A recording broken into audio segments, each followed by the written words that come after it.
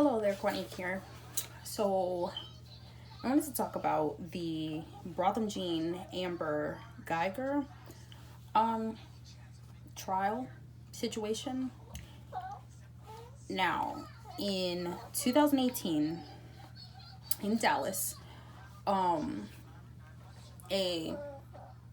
white woman spent a 13-hour workday at work as a police officer. And she went home to her apartment complex, parked on the floor above her, and went to her house. Now, the things that get to me about this is not only the fact that she killed a black man, which I don't feel like it was intentional, maybe a little bit, because she did say at the trial that she meant to kill him when she shot him. But we all know those long work days, sometimes you're confused, but there's no way she was so confused that, which I'm baffled that her key worked in a door that wasn't hers. Like, is it just because it was the floor above her? Do all the keys work all the same in the complex? Like, I'm really confused at that. And then on top of that, he had a red doormat. She did not have a doormat at all. She saw it, still thought it was her apartment. She heard noises inside, said she was scared, but she still went in. And when she caught him in his apartment that she thought was hers, she whipped out her gun and said, hands up, show me your hands. And either he didn't, or it was too long of a response for her, or she just didn't wait, but she shot him and killed him.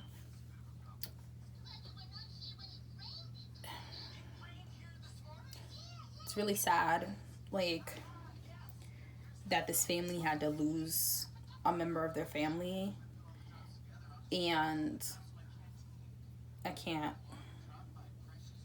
imagine losing my child to something this reckless. She said instead of giving him CPR, she gave him a little. What does that even mean? Like, she pumped on his chest and then it was like, oh, that's it, he's dead. Like, I don't understand. We'll see you tomorrow. Sorry if you hear something in the background. My daughter is watching TV on her tablet and she's loud. But she said she gave him a little, and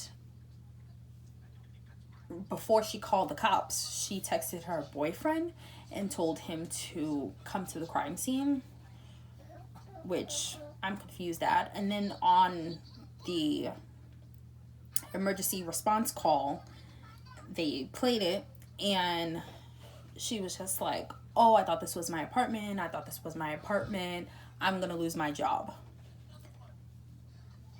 That shouldn't be the thing that you're worried about, is losing your job. You should be worried that you took someone else's life in his apartment that you thought was your own. So what was it? After she shot him, she all of a sudden realized it wasn't her apartment? Like, I'm still confused. So what's crazy about this case also is his next door neighbor, also a black man, testified in court, and just days later, after the trial wrapped up, everything, he was shot and killed to death, and he had moved to a new apartment also. So I'm really extra confused about that. They're not sure if it was somebody watching the trial and keeping up with the case that got mad that he opened his mouth or something and shot him, or if it was one of her cop buddies or something. They're just not sure. But just like that, we're down 2 black men again, which to lose anybody is sad.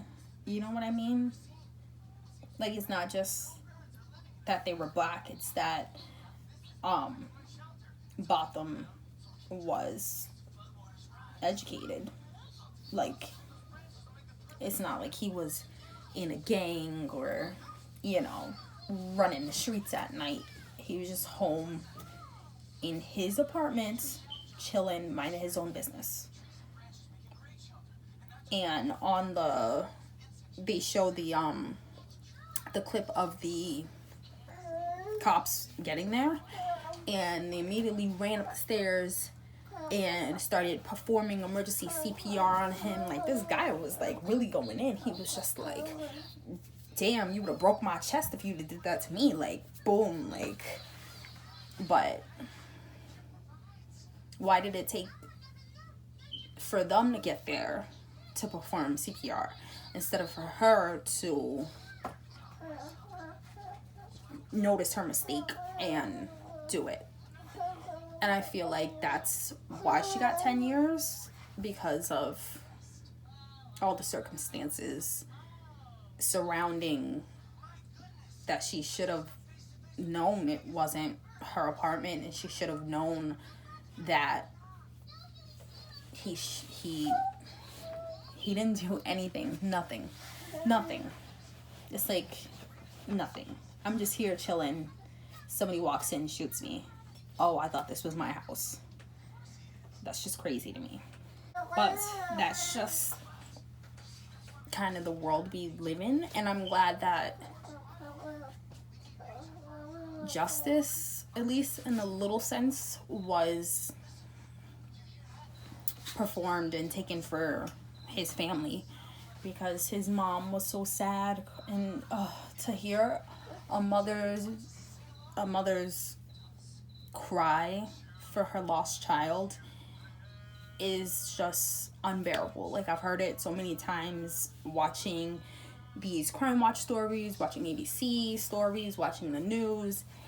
And I unfortunately lost my sister last year, and her mom came in the room and her cry was just, that cry is crazy. I can't imagine losing my daughter to something random, something like a serial killer or something, like a hit and run, anything. Like, I can't imagine. But that was it. Until next time.